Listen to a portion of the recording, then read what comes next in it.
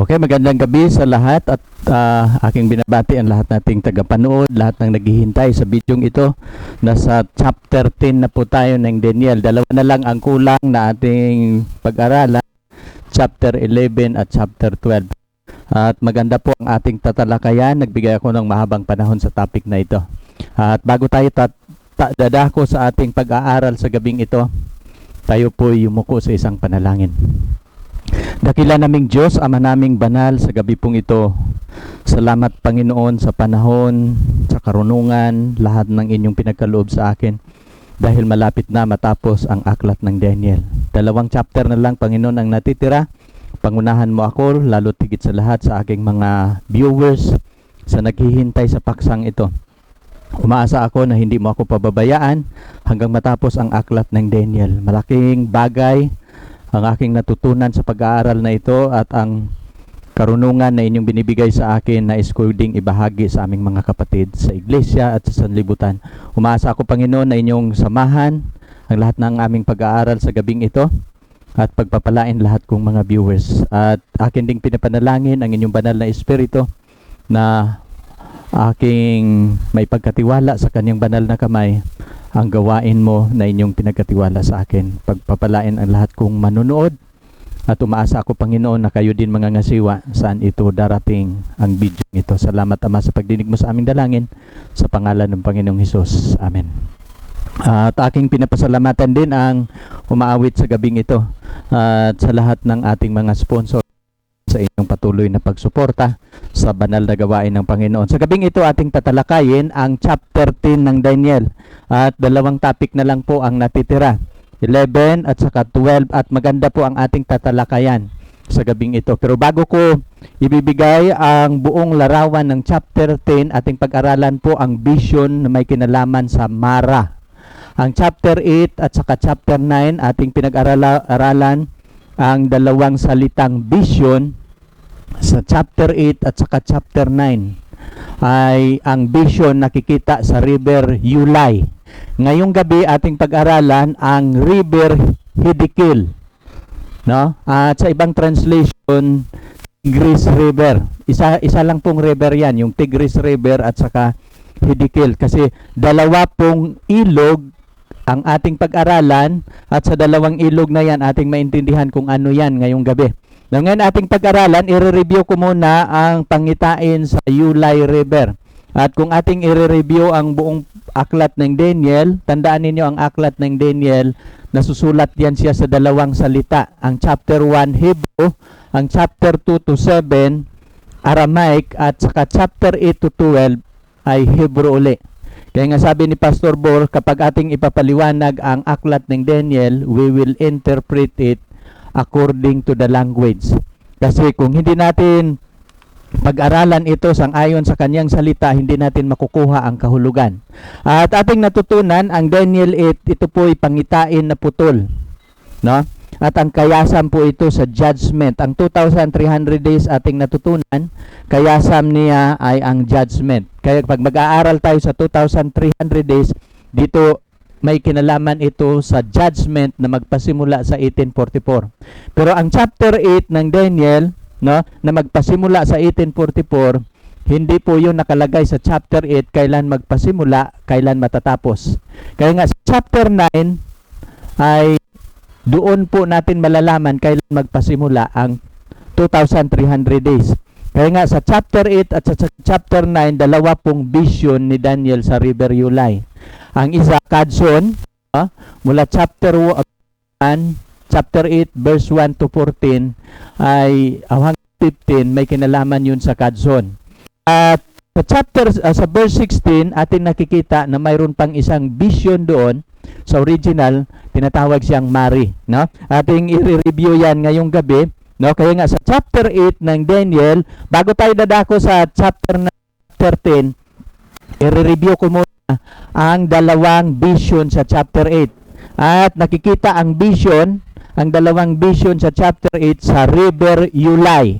Ngayong gabi ating pag-aralan ang Hiddekel River. Kasi itong dalawang river, may kinalaman po ito sa bayan ng Diyos. Ang mamaya inyo yung maintindihan. So, ating matutunan dito ang dalawang Hebrew word na kadson at ang isa, mari. Ang mari, may kinalaman po ito. Saan po natin yung mababasa, Brother Yun, yung kadson at sa mari? Mababasa po natin yan sa verse 15 sa chapter 8. Sabi niya dito, when I, Daniel, had seen the vision. Pag titingnan ninyo yung vision dyan, ay kadson po yun. No? At ang pagbabasa niyan, kauson. Kauson ang pagbabasa niyan. No? Sabi niya dito, had seen the vision, I sought to understand it, and behold, standing before me was one who looked like man, like a man. At ito po yun si Jesus Christ na nakikita sa Ulai River. And I heard a voice of a man between the bank of the river, bank of Ulai, and he called out and said, Gabriel, give this man understanding of the vision. Yung vision na binabanggit dito sa 16, hindi yan siya kauson, kundi maray. No? Nga ito yung dalawa po ang vision, word na vision sa chapter 8, yung isa kauson, ang isa mari. No? And he came near to where I was standing, and when he came, I was frightened and fell on my face, and he said to me, Son of man, understand that the vision pertain to the time of the end.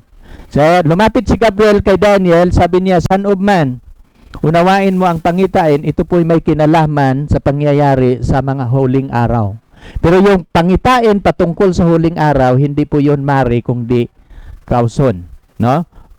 Kauson, no? Yun yung ano niya. Kaya nga sa chapter 8 sa Ulai River, dalawa po ang vision diyan. Kauson, ang isa naman mari. Now, atin yung natutunan sa previous nating lesson sa 26, and the vision which is part cut off from kauson, kadson ay ang mari. Kabahagi siya, cut off from the kadson, yung vision patungkol sa mari. Kaya nga sa 26, and the vision which is part of the evening and morning which has been told is true, but keep the vision secret, for it pertains to many days in the future. So ito yung may kinalaman sa huling araw, yung kadson, hindi yung mari. Ngayon ating titignan sa 27, na sabi niya dito, Then I, Daniel, was exhausted and sick for days. Nagkasakit si Daniel. Then I got up again and carried on king's business, but I was astounded, no, at the vision, and there was none to explain it. Nagulumihanan siya sa pangitain pero walang magpapaliwanag. Kaya nga nagpapasting siya sa chapter 9. Pero nung natapos ang 2 linggo niya na pagpapasting, dumating si Gabriel, pinapaliwanag ni Gabriel ang pangitain at naunawaan niya ang vision patungkol sa mari. Tandaan ninyo, ang vision na pinapaliwanag dito ni Daniel, kasi pagbabasahin mo yung 16, no? And I heard the voice of a man between the bank of Ulai, and he called out and said, Gabriel, give this man an understanding of the vision. At yung pinapaliwanag ni Jesus Christ, and sinabihan niya si Gabriel, ipaliwanag mo sa taong ito ang pangitain, ang pinapaliwanag ni Gabriel kay Daniel ay ang mari. Nga, pagbabasahin natin yung chapter 10, naintindihan ni Daniel ang mari. No, atin na yung natutunan, ang kadson, ito yung mahabang prophecy, 2,300 days. Ang mari, kabahagi lang siya. Pero kung pareho po silang nagpasimula sa 457 BC, no? Katulad nito, ang kanilang beginning pareho. Kapag mayroong utos, kapag mayroong decree.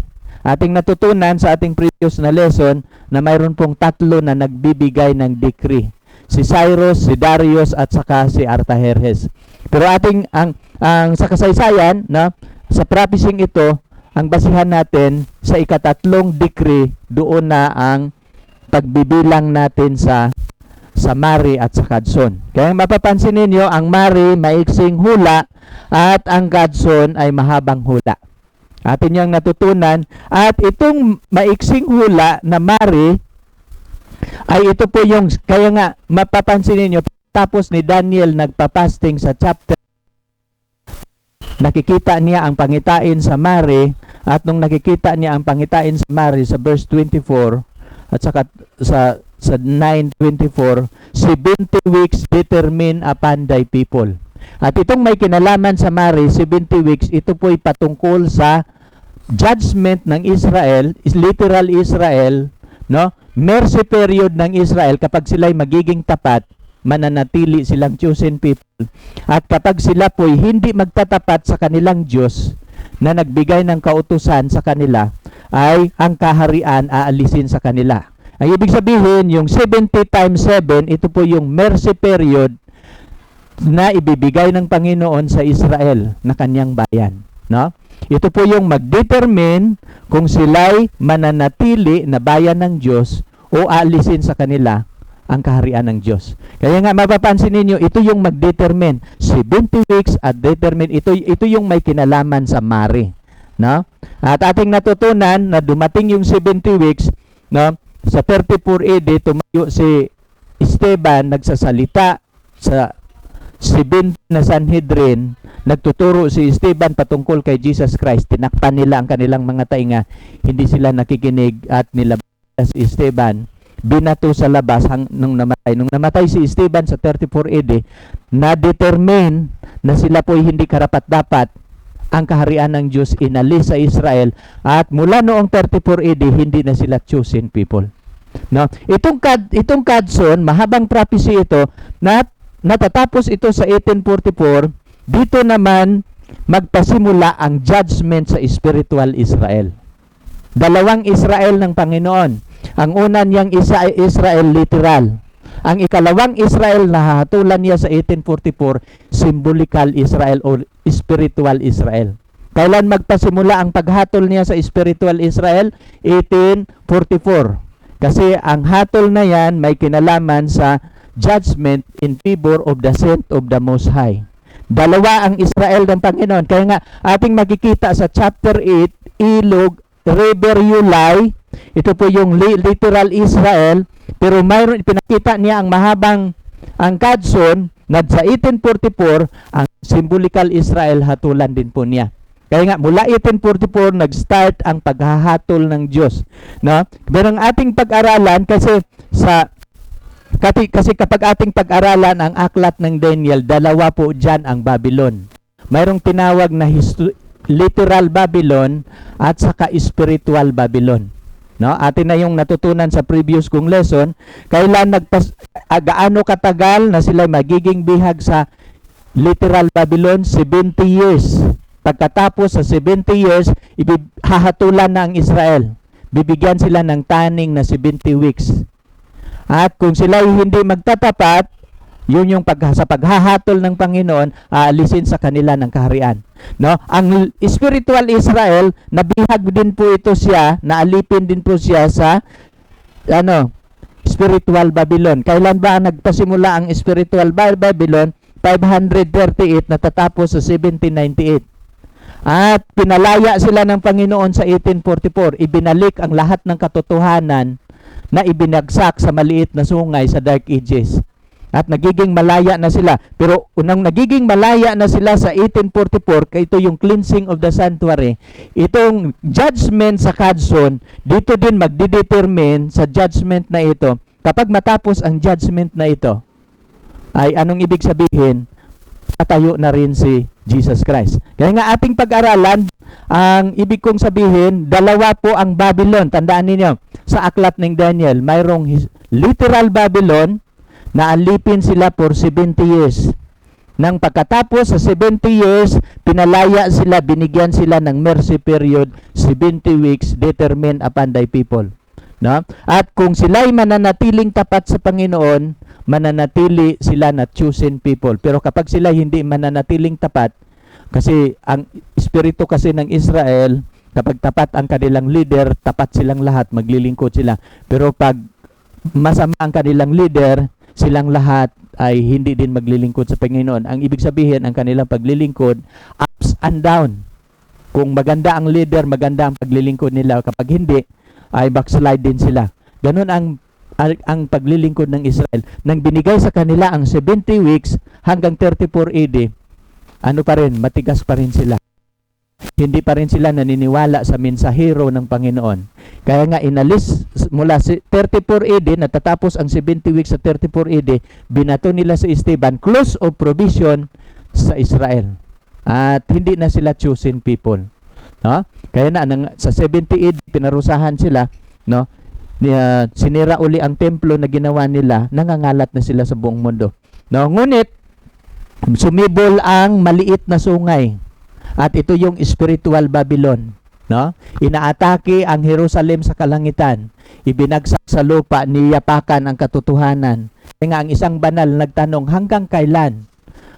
Yuyurakan ang katotohanan sa ilalim ng kanyang mga paa. Unto 2,300 days, then the sanctuary shall be cleansed. Malilinis ang santuaryo sa 1844. Ibig sabihin, magpasimula ang judgment hour. Ngunit ang iglesia na dito, hindi po ito literal Israel. Spiritual Israel. Kasi ang spiritual Israel na alipin sa spiritual Babylon, pinapalaya na sila. Sa 1844, nag-start ang judgment sa spiritual Israel. No? Pero kailan matatapos ang judgment dito? Kasi ang judgment dito sa 70 weeks, kumpleto. Mayroong pasimula at kailan matatapos. Now, ngayon, ating pag-aralan ngayon, itong judgment sa 1844 na magpasimula, kailan yan matatapos? Atin yung maintindihan kapag pag-aralan natin ang Mari. No, hindi Mari, Mara. Kasi ang chapter 10, may vision po yan ng Hiddekel River. Tandaan ninyo sa aklat ng Daniel 8, sa Ulai River. Ang Ulai River ay may kinalaman po yun sa iglesia ng Israel. Pero ang Hiddekel River, spiritual Israel po yun. Kaya nga, ang dalawang river sa Daniel, nagsimbolo po ito sa parihong bayan niya. Ang Ulai, ito po yung literal Israel. Ang Hiddekel River, itong dalawang river, nag-represent po ito sa dalawang niyang iglesia. No? Ang tandaan ninyo, ang Ulai, bansang Israel, at ang Hiddekel, spiritual Israel. At tayo po yung spiritual Israel. Tandaan ninyo, pinapaliwanag ko sa inyo yung nagdaan kong ang Mari at ang Kadson, ito po, both vision are the vision of the judgment. Paano ko ipapaliwanag? Ang Mari, judgment to the nation of Israel. No? Freedom from literal Israel, mercy period. No, ito po yung mercy period ng Panginoon. 70 weeks prophecy to the nation of Israel. At itong 70 weeks, itong 490 years, dito po madidetermine ng Diyos kung sila'y magtatapat sa kanilang Diyos na tumawag sa kanila. Pero kapag papatayin pa rin nila ang mensahero ng Panginoon, ang Panginoon wala nang magagawa. Close of provision sa Israel. So, ito po yung Mari, ito po yung 70 weeks. Pero itong Kadson, Brother John, ano yung Kadson? Itong Kadson, judgment po ito sa spiritual Israel. At ano po itong spiritual Israel? Tayo po ito na bayan ng Diyos na nagiging Israel sa pamamagitan ni Jesus Christ. No? So, bago darating si Jesus Christ, hahatulan po niya ang spiritual Israel. At ito po yung pangitain sa Daniel na tinatawag na Kadson. No, sabi niya dito, judgment to spiritual Israel, freedom from spiritual Babylon. Ito po yung katulad nito, mercy period din po ito ng Panginoon. Itong 2,300 days, ito po yung mercy period niya sa spiritual Israel. Dito po yung magdedetermine kung ang spiritual Israel magtatapat din sa kanya. No? Mula nang naalipin tayo sa spiritual Babylon, pinapalaya na tayo kung magtatapat ba tayo. Dito po madedetermina ng Panginoon kung tayo po'y tapat katulad ng Israel. Kung hinatulan ang Israel na literal, hahatulan din po niya ang spiritual Israel. Kaya nga, yung 1844, nagpasimula na siya sa paghahatol sa spiritual Israel. Ngunit ang kanyang paghatol, nagpasimula sa mga patay. No? Hindi natin madedetermine kung kailan siya magpasimula sa paghatol sa mga buhay. Uulitin ko sa inyo, no? Kaya nga, mapapansin ninyo, ang 70 weeks, ito po yung magdedetermine sa bansang Israel. No? Mapapansin ninyo, at bawat dito, bawat vision, mayroon po siyang specific timeline. Paano ko ibabanggit? Ang Mari, 70 weeks. Yun yung kanyang specific timeline. Ito po yung magdidetermine sa bansang Israel. Ngunit itong Kadson, na parihong nagpasimula doon sa Mari, ito po yung timeline kailan mabibilang, kailan maghahatol siya sa spiritual Israel. Yung pasimula. Pero hindi nakalagay dito kailan matatapos. Nakalagay lang dito kailan magpasimula ang paghatol sa spiritual Israel.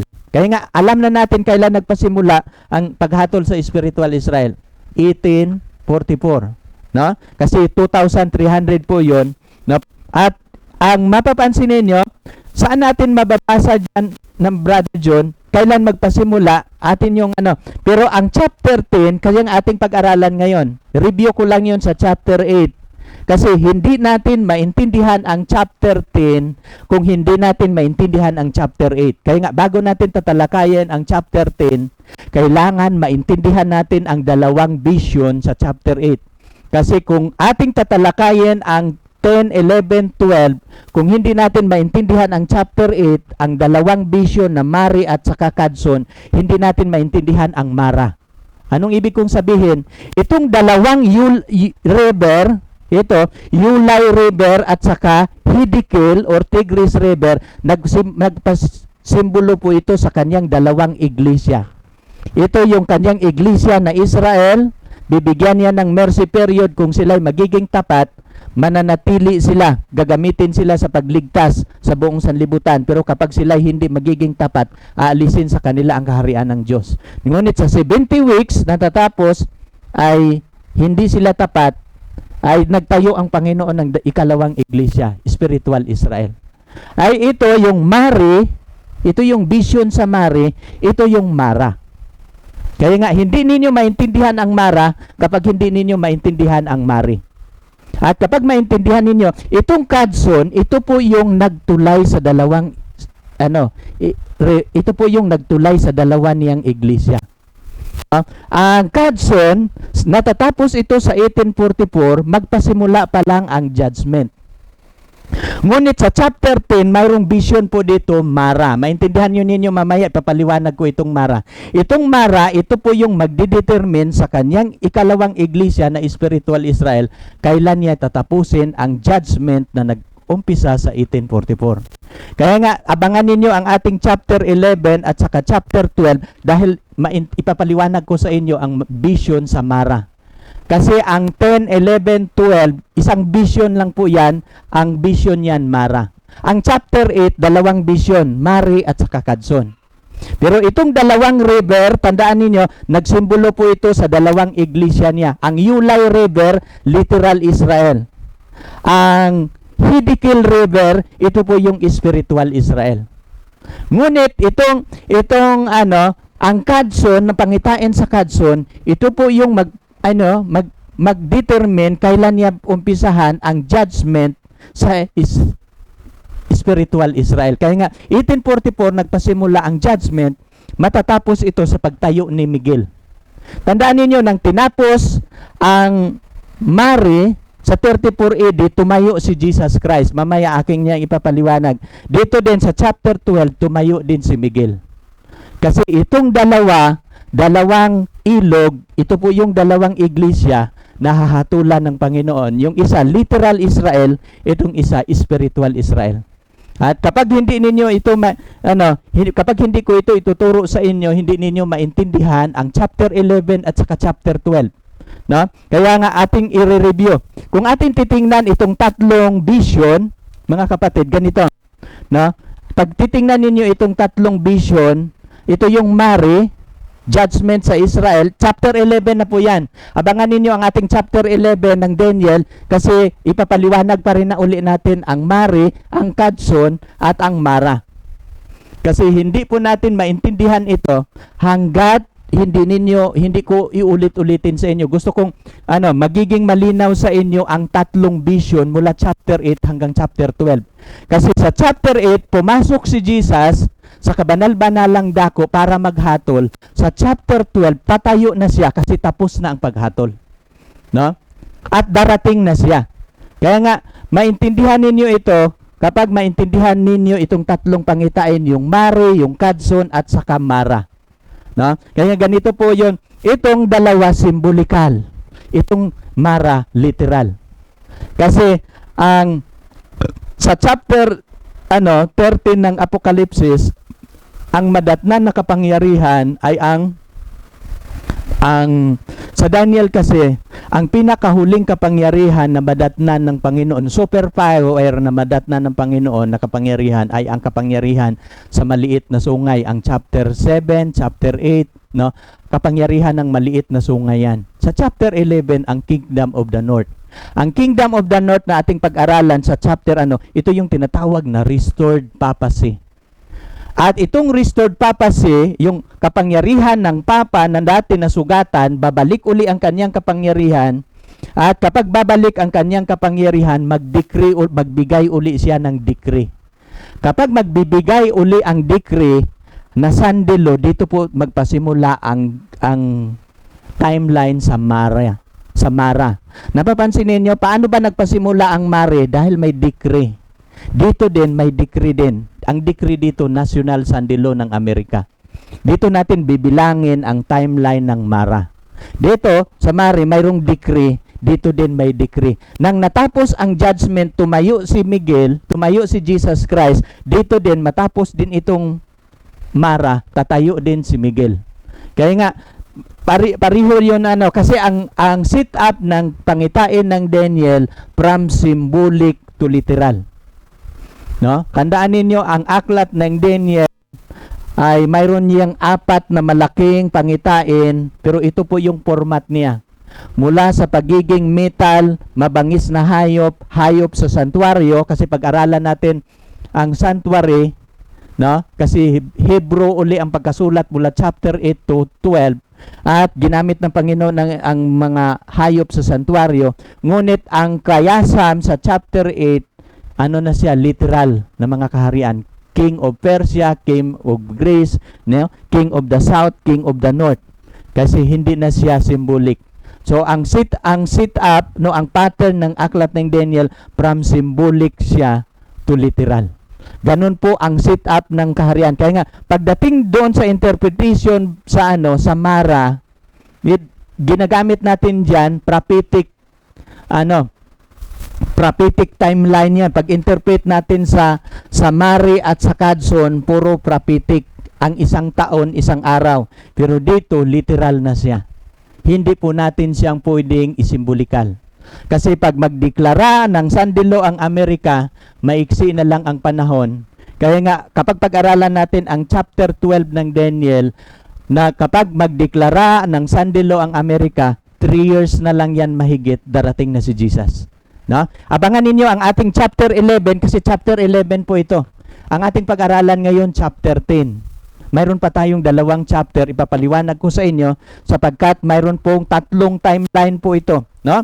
Kaya naintindihan na ninyo. Kaya ipapaliwanag ko sa inyo ang 3 vision sa Daniel 8 to 12. Ang Mare, no, each of this vision has a specific distinct timeline. Itong Mare, Kadson at saka Mara, mayroon silang specific timeline. Ang Mare, ano po ang timeline ng Mare? 70 weeks prophecy. Ang Kadson naman, 2,300 days prophecy. At ang Mara, kailan ang Mara matatapos? 1,335 days. Mababasa natin yan sa Daniel 12, 5 to 11. Kung gusto ninyong ang Mara. Kasi ito yung mga vision. Mayroon silang specific na distinct timeline. Kaya nga atin ito, pauna pa lang ito, gusto kong maintindihan ninyo. Kaya nga mayroong timeline ang Mare, mayroong timeline ang Kadson, mayroon ding timeline ang Mara. Kaya bago tayo lilipat sa Apokalipsis, kailangan maintindihan ninyo ito. Ano ang timeline, Brother John, sa Mare? 70 weeks. Ano ang timeline sa Kadson? 2,300 days prophecy. Ano ang timeline sa Mara? No? Mula nang magdeklara ng sandilo, 335 days lang yan ay darating na bubuhayin na ng Panginoon ang mga patay. Darating na si Jesus. Saan natin na mababasa? Daniel 12. No? Kaya Daniel 12, 5 to 11. Kaya atin yung pinauna ko lang sa inyo para maintindihan ninyo ito. No? Kaya nga each of this vision has a specific distinct timeline. Mayroon siyang mga timeline at atin na yang natutunan. Ano po itong mga timeline dito? Atin na yang natutunan. Ang ibig kong sabihin, this vision are about judgment. No? At tandaan natin yung marriage, judgment to the nation of Israel, freedom from literal Babylon. Ito po yung mercy period, 70 weeks, prophecy. No? Kaya nga, ilang bisis ba patatawarin ang nagkakasala? Sabi ni Pedro, makapito ba? Sabi ni Jesus, 70 times 7. Pero ang Israel, hindi matigas talaga, hindi sila nagsisisi, hindi na pinatawad ang kanilang kasalanan. Close of provision. Ang Kadson is the beginning of the judgment to spiritual Israel. Freedom from spiritual Babylon. Ito din yung mercy period sa spiritual Israel, no? 2,300 days at 2,300 years prophecy. Pero hindi nakalagay dito kung kailan matatapos. Kaya nga mayroong ikatatlong vision sa chapter 10 tinatawag na Mara. Itong Mara, timeline that determine the end of the Kadson. Nakukuha ninyong ibig sabihin? Dito magpasimula ang judgment sa 1844. Itong 1,335, ito yung magdedetermine the end of the Kadson. Yung mapalad siyang madatnan sa 1,335 days. No, ito yung maintindihan sa mga future nating pag-aaral kasi ipapaliwanag ko pa ang chapter 11 at saka chapter 12, no? Ano bang ibig sabihin kapag tatayo si Jesus Christ? Kapag tatayo ang Diyos, ano bang ibig sabihin? Ating mababasa sa Isaiah 3:13, the Lord stand up to plead and stand to judge the people. Kaya nga nang natatapos ang 34 AD, natatapos yung 70 weeks nang binato nila si Esteban, tumayo si Jesus. At dito sa chapter 12, tatayo din si Miguel sa mga kaarawan ng Haring Yaon. At sa mga kaarawan ng Haring Yaon, tatayo si Miguel, ang dakilang prinsipe. Anong ibig sabihin ng Ito na yung verdict ng Panginoon. No? Magbigay na siya ng final judgment. At kapag tatayo na si Jesus Christ, magbihis na siya sa pagiging pare. At isusuot na niya ang pagiging hari, darating na siya. No? Ano yung maintindihan kapag pag-aralan natin ang chapter 11, chapter 12, nasa chapter 10 pa tayo. No, nga atin nang naintindihan kapag tatayo ang Diyos, no? Ano ang kahulugan kapag tatayo si Jesus Christ. Tandaan ninyo na dito na tayo sa chapter 10 at dadako tayo sa ating pag-aaral. No? Pakinggan ninyo ito ng maayos kasi ipapaliwanag ko sa inyo ang vision patungkol sa Mara. No? Kasi ang vision dito nasa Hiddekel River. Hindi na siya sa Yulay. Ang Yulay, Little Israel, ang Hiddekel River, Spiritual Israel. Ating titingnan dito at sa ating pag-aaral sa chapter 10, mayroon po tayong 5 outline na ating pag-aralan ngayong gabi sa chapter 10. Dadako na po tayo sa chapter 1 pag-aralan ang facts of this last prophecy. Ating pag-aralan ang mga facts about this last prophecy. Ang last prophecy ng Daniel yung chapter 10 to 12. No? Ating napag-aralan na yung 8 to 9, yung putol na prophecy. No? Mapapansin natin pero he repeat the vision again, the whole cycle until Messiah, until Michael stand up. So, mapapansin ninyo, ating pag-aralan yung natin, facts about this last prophecy. Tapos ating pag-aralan the setting of the prophecy. Ikatatlo na ating pag-aralan sa natin ngayon sa ating mga subtopic ay theophany. Ano po itong theophany? Mamaya inyo yung maintindihan. At ang ikaapat na part 4 ay ating pag-aralan ang the great controversy at ang part 5 ay ang conclusion. Ito yung mayroon tayong 5 na pag-aaral na ating gagawin sa chapter 10. Tandaan ninyo doon sa fact about this prophecy, chapter 10 to 12 ng Daniel, no? This last prophecy start with the Medo-Persian Empire. ang kaharian na magpasimula sa chapter 10 to 12 ay magpasimula yan sa Medo-Persian Empire, no? 10 to 12. Ang prophecy, no, magpasimula sa Medo-Persian Empire. Chapter 10 to 12 are all one prophecy. Tandaan ninyo, itong chapter 10 hanggang 11, 12, isang prophecy lang po yan. Hindi po yun dalawa na prophecy, no? Chapter 10 is the introduction, no? Paano ko ipapaliwanag na isang prophecy lang yan? Chapter 10 is the introduction. Chapter 11 is the body of the prophecy. Chapter 12 is the conclusion. Kaya nga, mula chapter 10, 11, 12, isang prophecy lang po yan. At ang ating pag-aralan ngayon, nasa introduction pa lang tayo. Sa sunod nating pag-aaral, pag-aralan natin ang body of the prophecy. No, yung chapter 11. At ang chapter 12, ito nang yung conclusion of the prophecy. Isang vision lang po yan. Ang vision dyan na nakikita ni Daniel sa Hiddekel River. No, tandaan ninyo, yung Hiddekel River, spiritual Israel po yon. Kapag mayroong spiritual Babylon, mayroon ding spiritual Israel. Kapag mayroong literal Babylon, mayroon pong literal Israel. Ang Ulai River, literal Israel po yon. Pero ang Mara, spiritual Israel.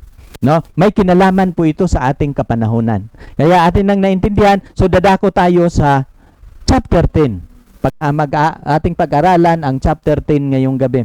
No? Sa verse 1 sa chapter 10, in the third year of Cyrus, king of Persia. No? Ang ating natutunan, sa ikatatlong taon ni Cero na hari sa Persia, a message was revealed to Daniel. Mayroong mensahe ng Diyos na ipinahayag kay Daniel, who was named Belshazzar. And the message was true and one of great conflict. At ang mensaheng ito, tunay, totoo, and one of great conflict. Ang mensaheng ito, mayroong malaking tunggalian.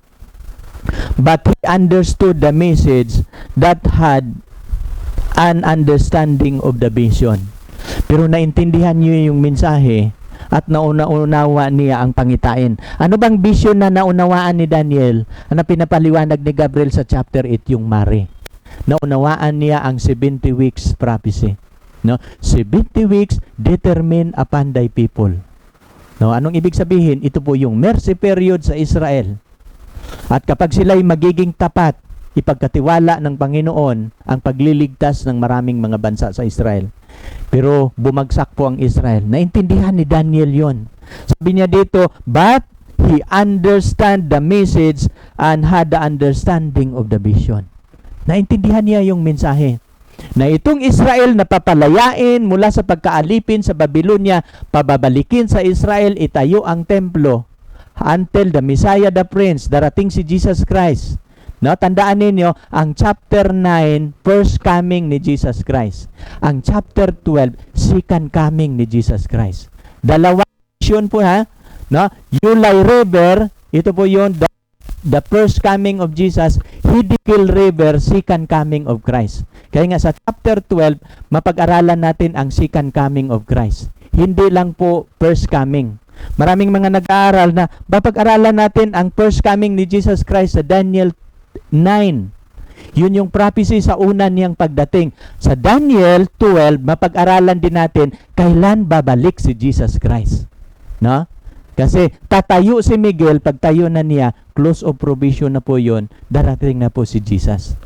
Nga, ating pag-aralan yung vision sa Mare kasi yun yung mag-determine kailan si Jesus Christ darating.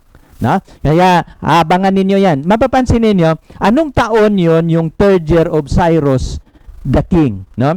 Third year, ikatatlong taon po ito na paghahari ni Cero. At ang nagpasimula si Cero sa kanyang paghahari ay 339 o 338.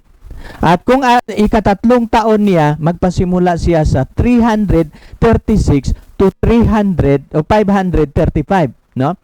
536 ito yung ikatatlong taon niya, no? 536 at matatapos yung ikatatlong taon niya sa ika-535, no? Kailan ba sila? At atin itong pag-aralan para maintindihan ninyo. Kasi yung ikatatlong taon na pagkahari ni Zero, napapansin ninyo, kailan ba sila nabihag sa Babylonia? 605. At kapag dumating ang 535, makukumplito na yung 70 weeks, 70 years na slavery.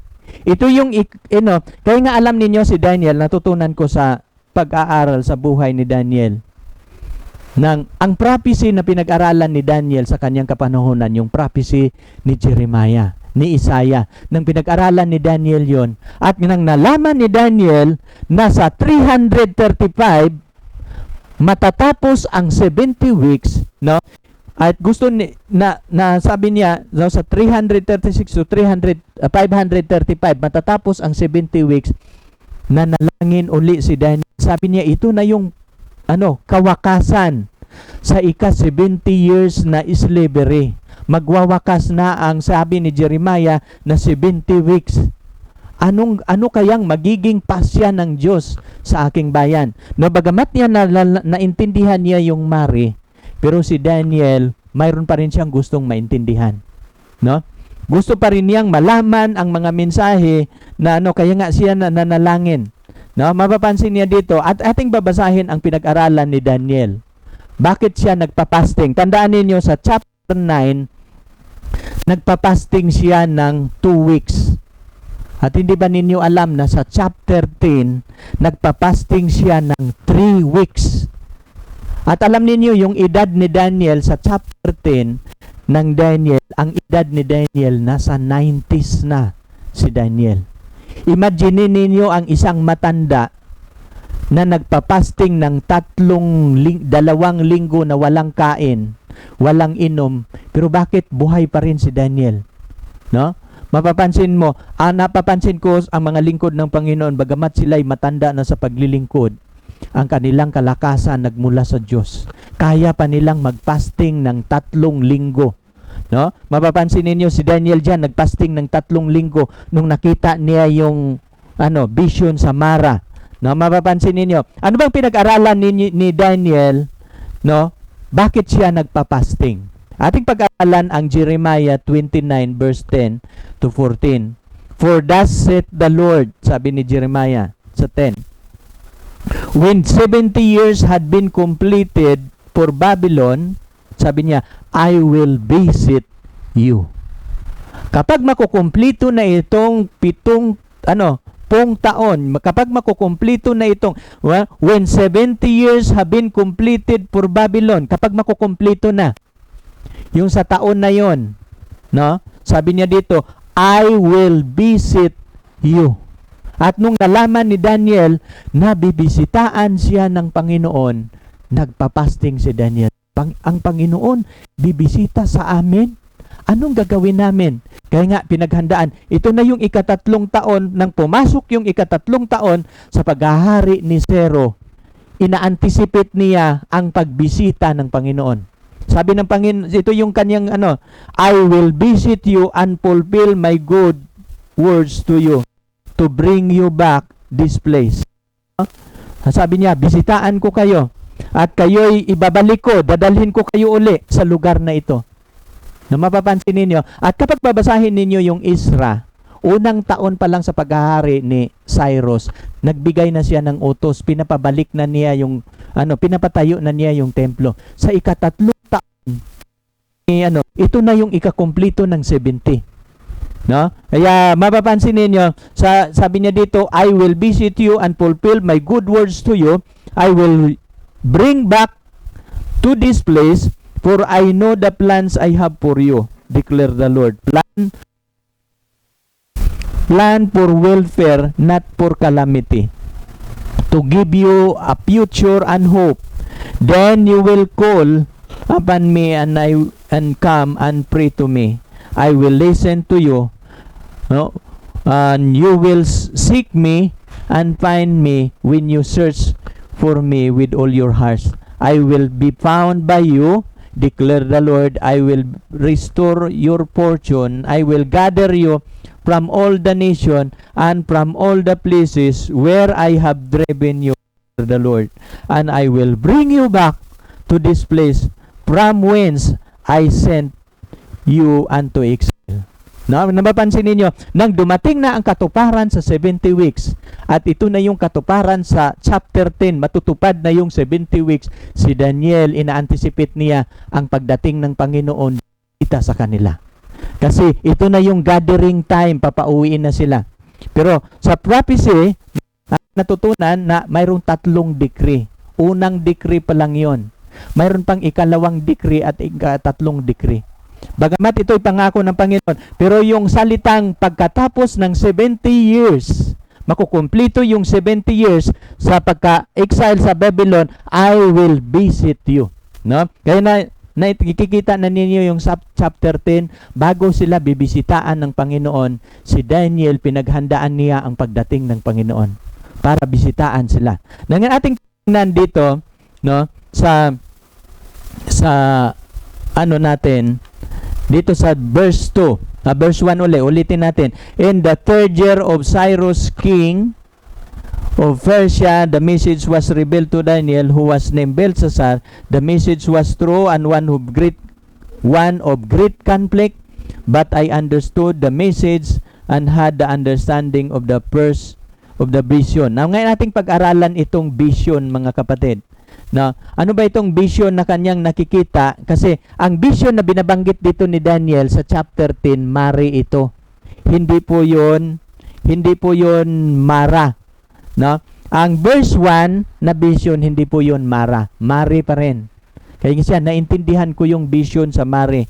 Ano ba yung vision ng mari? Uulitin natin. Ang vision ng mari, may kinalaman po yun sa sabi niya dito sa 23, sabi niya dito, at the beginning of your supplication, the command was issued, and I have come to tell you, for you are highly esteemed. So, give heed to the message and gain understanding the vision. Itong vision na ito, mari po ito. Kaya nga, yung chapter 10, verse 1, mari pa ito.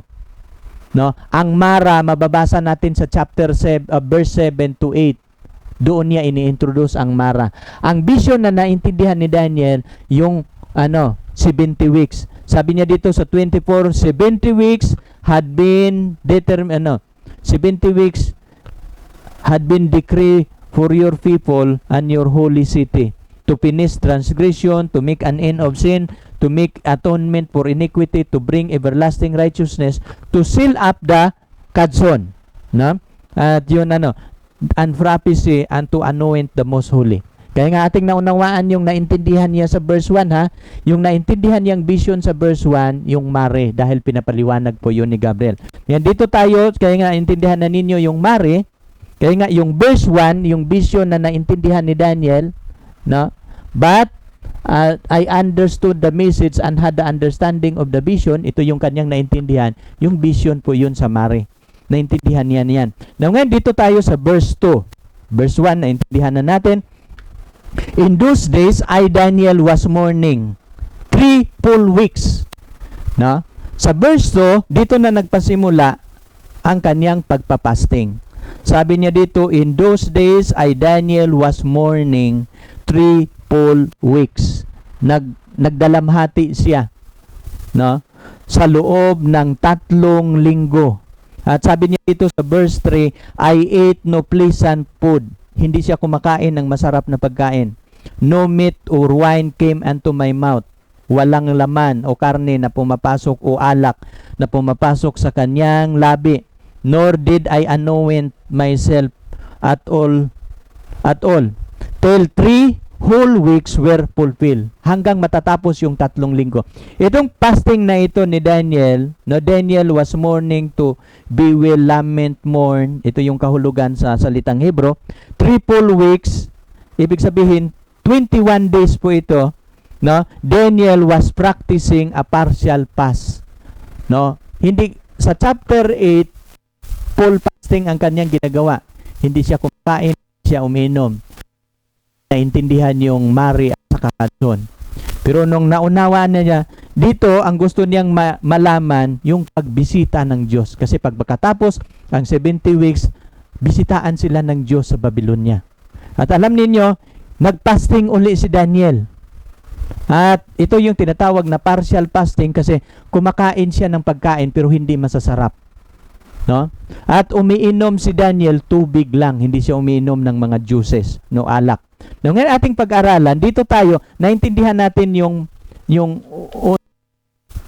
ang facts about the prophecy. Tayo sa ikalawa. No, dito tayo sa ano bang dahilan kung bakit the setting of the prophecy, bakit si Daniel nagpa-fasting? Bakit mayroong controversy? No? Mayroong labanan na binabanggit si Daniel sa verse 1. Ano ba yung labanan na binabanggit niya dito? No, sabi niya dito, in the third year of Cyrus, king of Persia, a message was revealed to Daniel, who was named Belshazzar, and the message was true and one of great conflict. Ating pag-aralan itong word na one of the great conflict. Bakit mayroong labanan dito? But he understood, na naintindihan niya dito, bakit niya binabanggit ang labanan? At alam ninyo, sa unang taon pa lang ni Zero, ay nag-decree na siya na ipatayo na ang templo, nagpadala na siya ng manggagawa para ipatayo ang templo sa unang taon. Pero mapapansaan po natin yan, mababasa yung decree ni Cyrus sa Ezra chapter sa Ezra chapter 1. Cyrus allowed Jews to return to rebuild the temple. Pinahintulutan niya, pero hindi pa lahat. Mayroon lang mga iilan, unang batch. Ito ang ipapadala ko, ito karami. Anong ginawa nila sa chapter 1? Cyrus allowed Jews to return to rebuild the temple. Sa chapter 2 ng Ezra, give a list of that return to begin the work. No? Sa chapter 2, nandoon yung talaan, ilan yung mga pinahintulutan niya na uuwi sa Jerusalem para umpisahan ang gawain. Sa chapter 3, ito naman yung tala ni Ezra, they rebuild the altar to begin sacrifice. Ang unang itinayo ng mga Israelita, altar muna ang kanilang itinayo. At nang itinayo nila ang altar, nagpasimula na sila sa paghandog sa kanilang mga sakripisyo. Ang chapter 4 ng Ezra at saka chapter 5, no, the Samaritans hired counselor. Sa chapter 4, lumapit yung mga Samaritano. Sabi ng mga Samaritano, tutulong kami sa pagtayo ng templo sa Jerusalem. Pero anong sabi nila ni Ezra at ni Nehemiah? Huwag kayong tutulong sa amin. Kasi ang mga Samaritano, half-blood na kasi ang mga Samaritan. Ang mga Samaritano, sila po Israelita na na-exile sa Syria. Pero itong Samaria, pinatay, ang ginawa kasi ng mga Assyria, pinatay lahat nila yung mga lalaki ng mga Israelita. Ang itinira nila, babae, inilagay nila sa Samaria. At nilagyan nila ng iba't ibang lahi, 5 lahi ng iba't ibang bansa ang pinag-aasawa nila yung babaeng mga Israelita, no? At yun yung kasaysayan ng Samaria. Ang isang babae, 5 lalaki ang asawa, no? Yan yung kasaysayan ng Samaria. At itong mga ipinanganak, half-blood ng Samaritan, mga Israelita yan. At mayroong mga Israelita, mayroong mga Samaritan na gusto nilang maitayo ang santuaryo kasi sasamba din sila sa Diyos. Kasi half-blood, ang kalahati ng dugo nila, Israelita. Pero ayaw ni Nehemiah at ni Ezra na tutulong sa kanila kasi alam nila kung sino ang sinasamba ng mga Samaritan. No, sumasamba din sila sa iba't ibang Diyos-Diyosan na pinagmulan ng lahi nila. Kasi ang Israelita sa Samaria, babae lang, walang lalaki na pinagmulan ng kanilang lahi. Kasi ang lahat ng mga lalaki nung sila'y natalo sa Assyria, pinatay lahat yung mga lalaki, babae ang nilagay nila sa Samaria kasi gusto nang alisin nila ang lahi ng Israel. At may kinalaman dyan si Satanas para ang 12 tribes ng Israel mawawala na sa kasaysayan. Yun yung ginagawa nila. So, the Samaritans hired counselor against them to frustrate their purpose all the days of Cyrus the king of Persia, even until the reign of the king of Persia. Pero nung hindi sila pinahintulutan ni Nehemiah at ni Ezra, kasi ayaw ni Nehemiah at ni Ezra na tutulong itong Samaritano, kasi sila at nagiging itong mga Samaritano nagiging hadlang sa kanilang paggawa. Bakit nagiging hadlang? Nag-hire ng mga counselor itong mga Samaritano at nagsumulat sila ng sulat kay Zero, no? Hanggang sa kapanahonan ni Darius at mayroong decree, no, kahit sa panahon ni Artaherjes, mayroong decree na itigil ninyo, mayroong pagkakataon na ang hari ng Persia nag-decree, itigil ninyo ang paggawa sa templo. Kasi ay mayroon napakinggang balita na itong mga taong ito gumawa ng pag-aaklas laban sa kaharian ng Persia. Kaya natigil uli. Pero mayroong mga ilang propeta, katulad ni Propeta Hagay, lumapit si Propeta Hagay at nagprophesy. At nung nagprophesy ang mga propeta na rin tumulong sa paggawa ng templo. Kailangan hindi matitigil ang paggawa ng templo. Bakit? Kasi mayroong specific period of time. Kung hindi nila matatapos ang templo, hindi matutupad ang hula. At kung hindi matutupad ang hula, ang 2,300 days, no, mapapatunayan na ang hula ng Diyos hindi natutupad. Kaya nga nagprophesy yung mga propeta at ang mga propeta tumutulong sa paggawa. No? Kaya nga, alam niyo nung nag-hire ang mga Samaritan, nang hihina ang mga manggagawa, nang lumo sila. Bakit pinatigil? Bakit hindi ano? Pero ang mga propeta ay nanalangin, kailangan ipagpatuloy nila ang paggawa. No? Pero mayroon nga, kapag babasahin ninyo yung kasaysayan ng Isra, ang mga Samaritan, ang mga kahit ang mga Samaritano, sino sa inyo nag-utos na ipagpatuloy ninyo? Di ba pinatigil na yan ng hari? Bakit pinagpatuloy ninyo? Pero hindi kailangan, kaya nga dito nang hina ang mga Israelita na tumayo sa templo. At ito din yung dahil kung bakit si Daniel nagpa-fasting. At alam niyo yung chapter 10 ng Daniel, bakit yan ay mahalaga? Kasi mayroong controversy dyan. Ano ang controversy dyan, Brother John? Yan lang yung panahon na bumaba si Miguel, bumaba si Gabriel at si Miguel para makipagpunyagi, no? Para makipaglaban sa hari ng Persia. Kasi si Satanas, gumagalaw siya sa hari ng Persia para mahadlangan ang pagtayo ng templo. Kasi kapag hindi matatapos ang pagtayo ng templo sa 7 weeks, hindi din matatapos ang 62 weeks na darating si Jesus Christ. Kaya nga, si Satanas, alam niya ang prophecy sa 70 weeks. At kapag mapapalpak ang paggawa nila sa santuario sa loob ng 49 weeks, kapag hindi nila matatapos gagawin ang Jerusalem at ang santuario ng Panginoon, yung prophecy masisira na. At kapag mayroong prophecy, kailangan matutupad yan on time.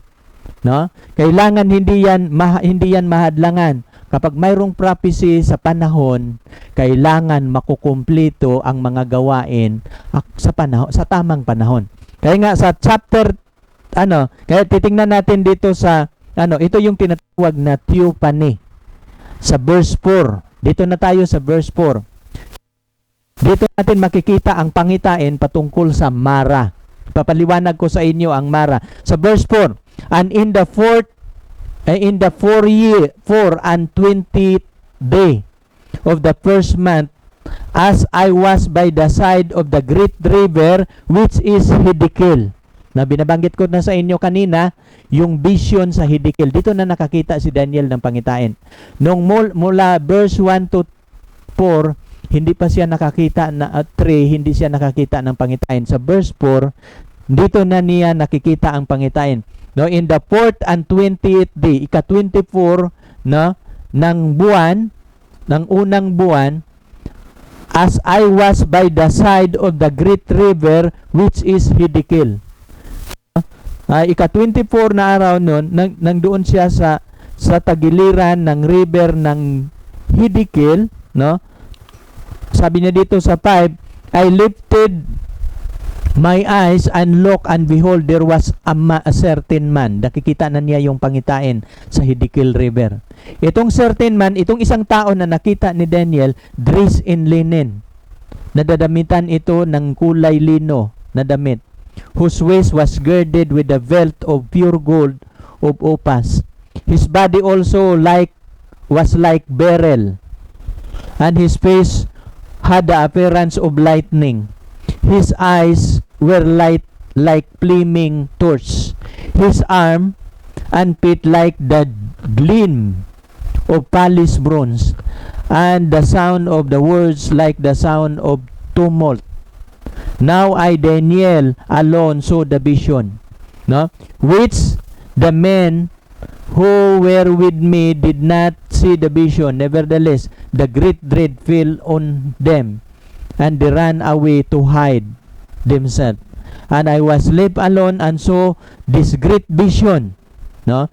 Yet no strength was left in me, for my natural color turned into a deadly pallor, and I retained no strength, but I heard the sound of his word. And as soon as I heard the sound of his word, I fell into the deep sleep on my face, with my face to the ground. No, mapapansin ninyo, at itong vision, ito yung binabanggit ko sa inyo. Itong vision na nakita niya mula verse 4 to verse 8, no, ang vision po dito hindi Mare, hindi na Kadson, kundi ang vision po dito Mara. No, kaya nga ang sa Hiddekel River, ang vision sa Hiddekel River may kinalaman sa Mara, hindi Mare. No? Kaya nagpasimula yung vision ni Daniel sa chapter 10 mula verse 4 to 8, at ang vision dito ay Mara. Ating babasahin sa Tagalog para ating makikita, kasi ang vision po dito, kung inyong babasahin yung chapter 1 ng Apokalipsis, ito pong pangitain na ito, may kinalaman po ito sa spiritual na Israel. No? Ang spiritual, ang New Testament church. Na, kaya ating titingnan dito sa verse 5, aking itiningin ang aking mga mata, tumanaw at narito ang isang lalaki na nakadamit ng kulay lino. No? May na ang balakang ay nabigkisan ng taganas na ginto. Kulay lino ang damit, tapos taganas na ginto ang nakatali dito sa kanyang balakang. No? Nabigkisan ito ng balakang niya ng taganas na ginto at sa upas. Sa verse 6, at ang kanyang katawan naman ay berilo. No? Ang kanyang katawan ay kulay bato na berilo, at ang kanyang mukha ay gaya ng anyo ng kidlat. Sino itong nakikita ni Daniel? Ay no other than Jesus Christ. No? Kapag babasahin ninyo yung chapter 1 ng Apokalipsis, nang nakita ni John si Jesus, katulad dito, mamaya ating titingnan. No? Ang kanyang mukha sa anyo ng kidlat, ang kanyang mga mata gaya ng liwanag na apoy. No? Nagliliyab, gaya ng liwanag na apoy ang kanyang mata. At ang kanyang kamay, no, at ang kanyang paa gaya ng kulay na pinakintab na tanso. No, yung paa niya ha, at kamay gaya ng pinakintab na tanso. No, nakita din ito ni Juan sa Apokalipsis na ang paa ni Jesus Christ ay made of brass, no? At ang tinig ng kanyang mga salita gaya ng tinig ng isang karamihan.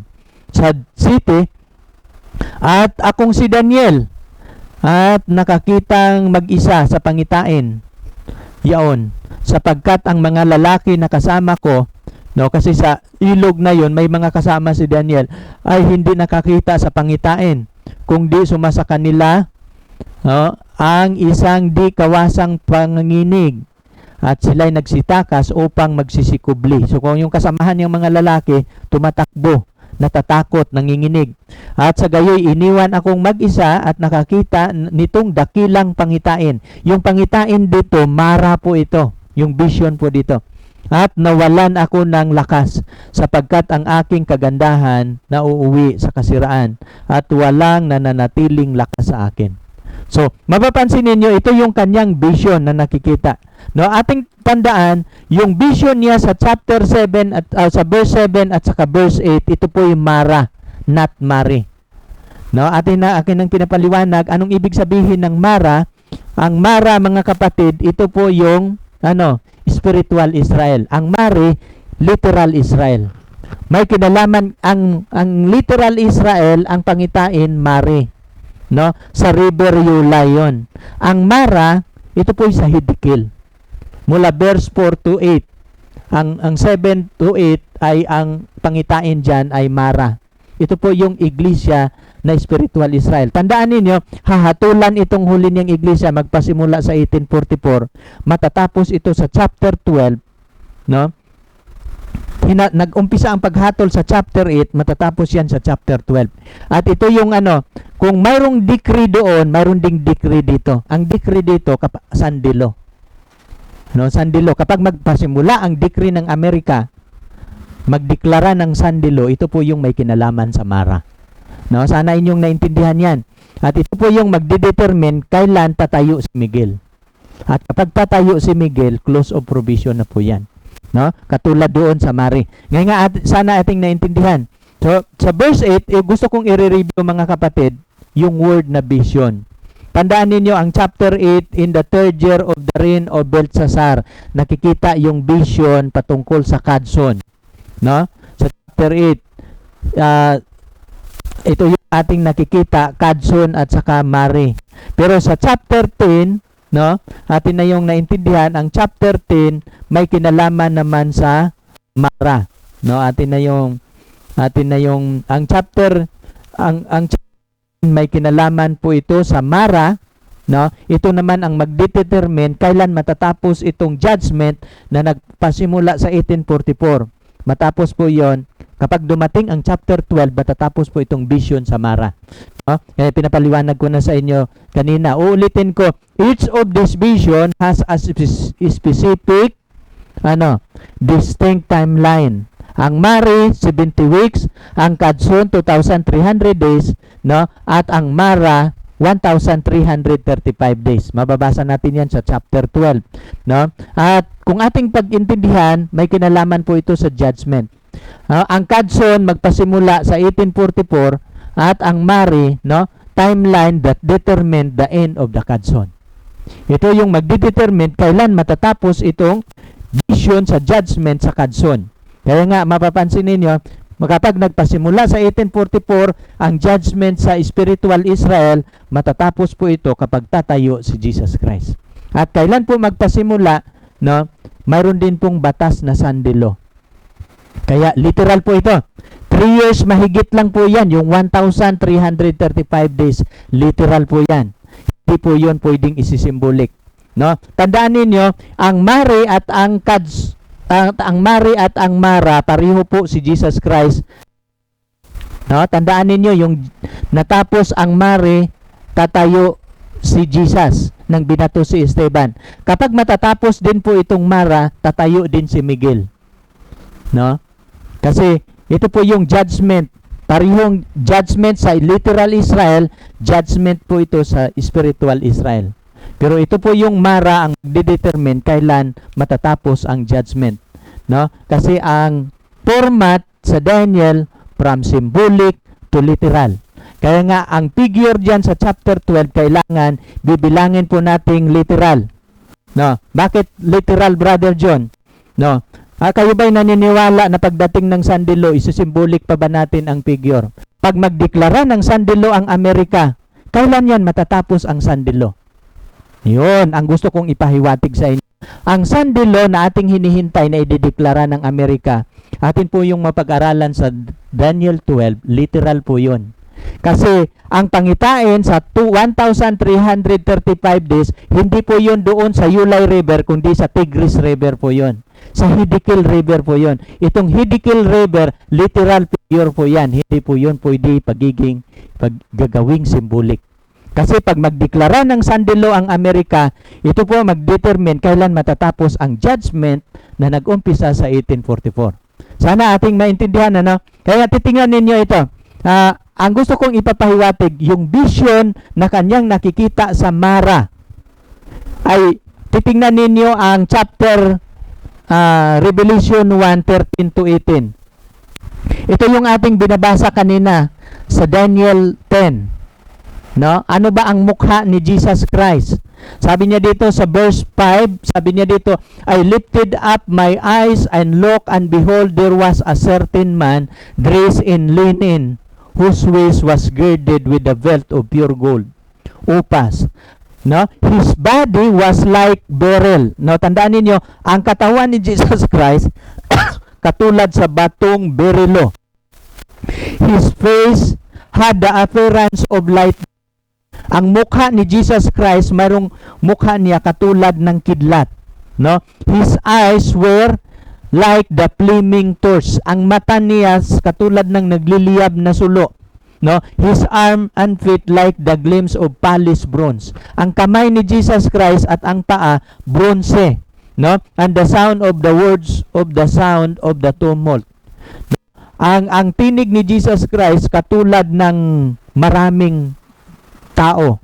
Now, titingnan natin ang Revelation 1:13 to 18. Nang nakita din ni John, ito nakakita dito si Daniel, chapter 10 yan. Pero dito sa Revelation chapter 1, nakikita ni John si Jesus na lumalakad sa kalagitnaan ng 7 kandilero. Nang nakikita niya si Jesus na naglalakad sa 7 kandilero, nakita din niya si Jesus. Ito nakikita ni Daniel. Ito nakikita ni Juan. Pareho ang edad ni Daniel, 90s. Edad ni Daniel, 90. Ang edad din ni Juan dito, 90 din. No? Ating titingnan dito, mga 90s ang kanilang mga edad. Pareho silang nakakakita kay Jesus Christ. Sabi niya dito sa Revelation 1:13 to 18 sa verse 13. And in the middle of the lampstand, sa kalagitnaan ng mga kandilero, I saw one like the Son of Man, clothed in the robe reaching to his feet and girded across his waist with a golden sash. Na nakikita ninyo sa Daniel, mayroon din siyang golden belt, no? Na sabi niya girded with a belt of gold. Sabi niya dito si Daniel, no? And girded across his chest a golden sash. 14. And his head, no, and his hair will white like white wool. Ang buhok daw ni Jesus napakaputi, no? Nakatulad ng balahibo ng tupa, like snow o parang yellow.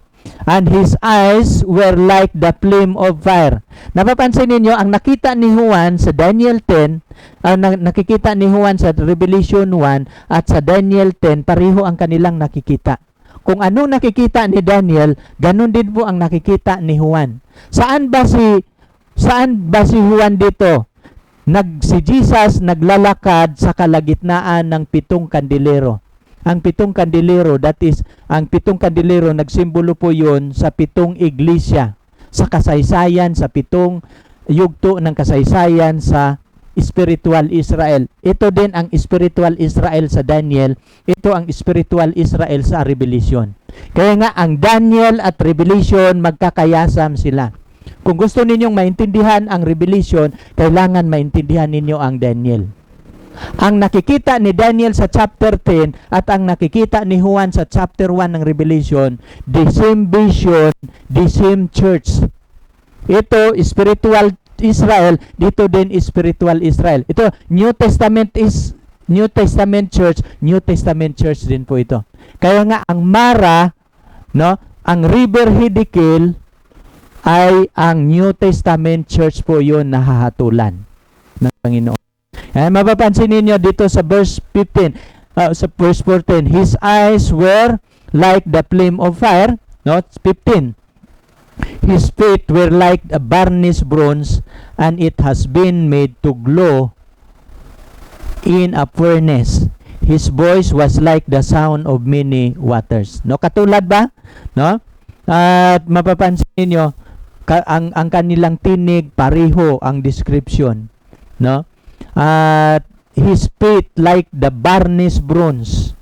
Pareho din. Si Daniel ang kanyang pangitain at ang pangitain ni Juan magkapareho, no? In his right hand he had held 7 stars, and in his mouth came a sharp 2-edged sword, and his face like the sun shining, in its strength. No, ang kanyang mukha katulad din siya ng sinag na araw. No, mapapansin ninyo, ang pangitain ni Daniel at ang pangitain ni Juan, saan ba nakatayo si Jesus sa 7 kandilero. Ang 7 kandilero nagrepresent sa 7 yugto ng kasaysayan sa New Testament Church. Kaya nga, therefore, itong nakikita ni Daniel sa chapter 10, nagrepresent po ito sa New Testament Church na hahatulan. Kailan magpasimula ang paghatol sa chapter 10? 1844. Yun yung vision niya sa Mara. No? Kaya nga, ang vision, kaya kung ating titingnan ang kalagayan, ito po yung ito po yung New Testament Church. Ito po yung church niya sa Old Testament, ang Israel. Ito spiritual Israel. No, sana inyong naintindihan. Ngayon dadako tayo sa sunod, no? Sa verse 12. Then I turned to see the voice that spoke with me, sa Revelation 1:12. And one like the Son of Man, clothed with a garment down to the feet, and girded about the chest with golden band. Now, 14, his hair like white like wool, white as snow, and his eyes like the flame of fire, his feet were like fine brass, no? As it refined in the furnace, and his voice as the voice of many waters. Ito yung nakikita sa vision ni Juan, nung nakikita niya si Jesus Christ naglalakad. Ating babasahin naman si Daniel, nung nakikita niya ang chapter 10. No? Ano ang description niya? And I, Daniel, alone saw the vision, for the men who were with me did not see the vision. Therefore I was left alone, and I saw this great vision, and no strength remained in me. For my beggar was turned to frailty in me, and I retain no strength. Nang nakikita nila ang pangitain, sila po'y nawalan ng lakas, no? Sabi niya, nang nakita ko ang pangitain, no? And I saw this great vision, no strength remain in me. Walang lakas na natitira. Para bang kung walang lakas na natitira, bumagsak si Daniel. No? Ang kanyang lakas ay nawala sa kanya. And I retain no strength. 9, yet I heard the sound of his words. And while I heard the sound of his words, I was in deep sleep to my face. Nung nakikita na napakinggan niya yung salita na kanyang narinig, ay bumagsak siya at siya tulog, no? At napadapa siya at nakatulog with my face to the ground. At sabi niya dito sa 9, and when I saw him, I fell at his feet. Ito yung sabi sa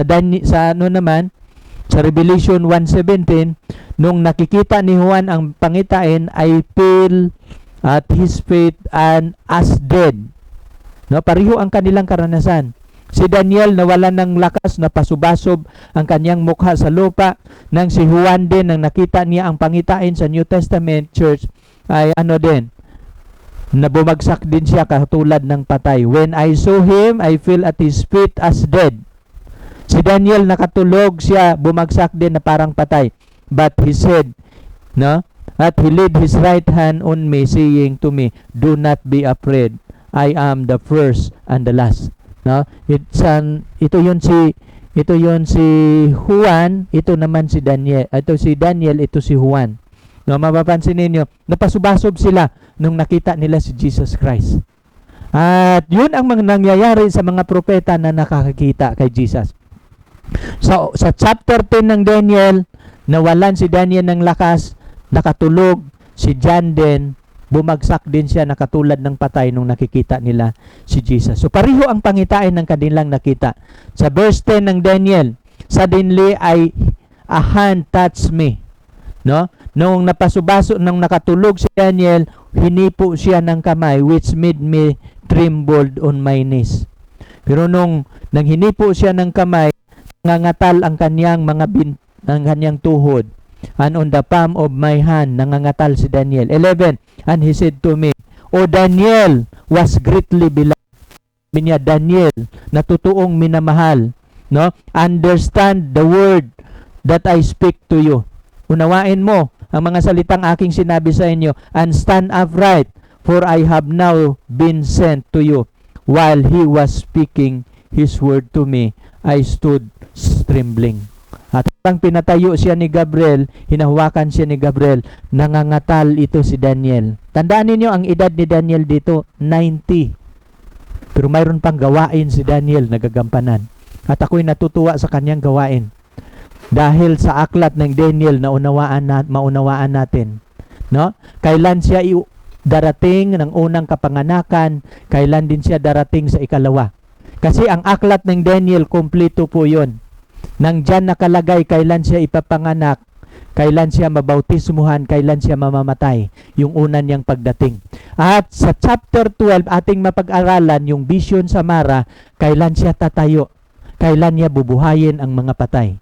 Mayroon din yung figure sa Mara, kailan natin yan pag-aralan, abangan ninyo yan, ang chapter 12 natin na pag-aaral.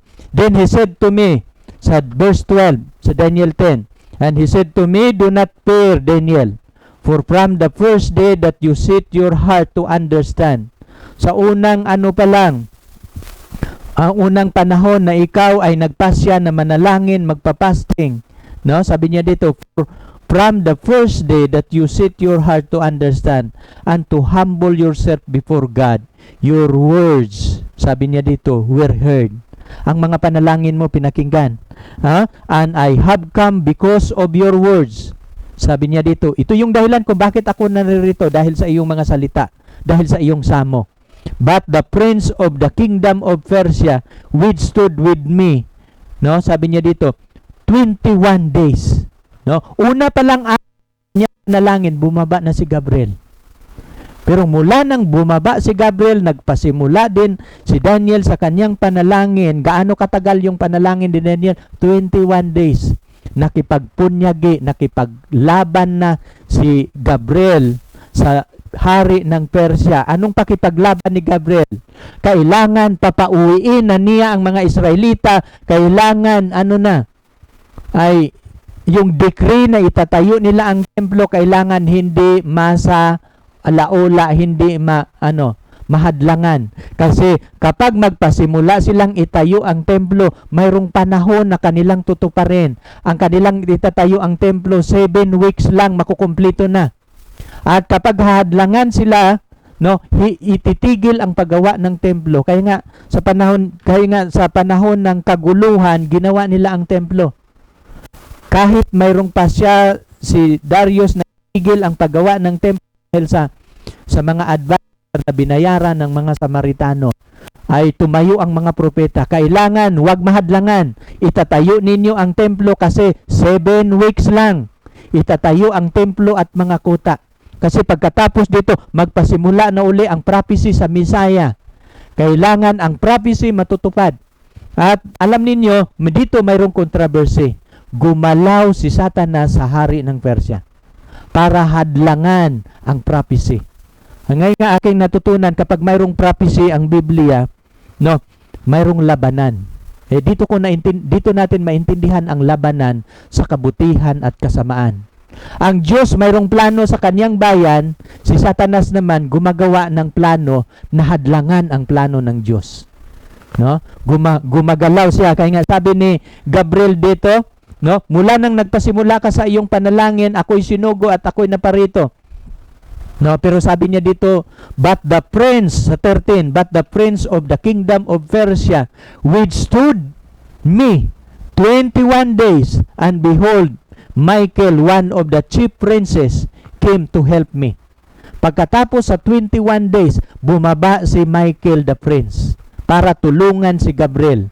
Makipaglaban sila sa hari ng Persia. Hindi nakakayanan ni Gabriel na makipaglaban sa hari ng Persia. Dumating si Miguel para tulungan si Gabriel na si Michael ang makipaglaban sa hari ng Persia para ibibigay na nila ng decree na ito na yung panahon na 70 weeks, kailangan mag-decree ka na para ipatayo na ng mga Israelita ang kanilang templo at mga kuta. Sabi niya dito, for I had been left alone there with the king of Persia. Sabi niya dito, but the prince of the kingdom of Persia withstood me 21 days, and behold, Michael, Si Jesus po ito si Michael. One of the chief princes came to help me, for I had been left alone there with the king of Persia. No, sabi ni Gabriel. Kaya sabi niya dito, no? And he said, do not fear, from the first day, no, your words were heard. I have come because of your words. No, the prince of the kingdom of Persia, no? Sabi niya dito, withhold me 21 days, and behold Michael, no? For I had been left alone where the king of Persia. No, mapapansin ninyo nakikita ninyo dito yung controversy sa kabutihan at kasamaan. At hanggang sa ating kapanahunan ngayon, mayroong controversy. Alam niyo, dalawang bisis na ako gumagawa ng seminar sa Daniel and Revelation.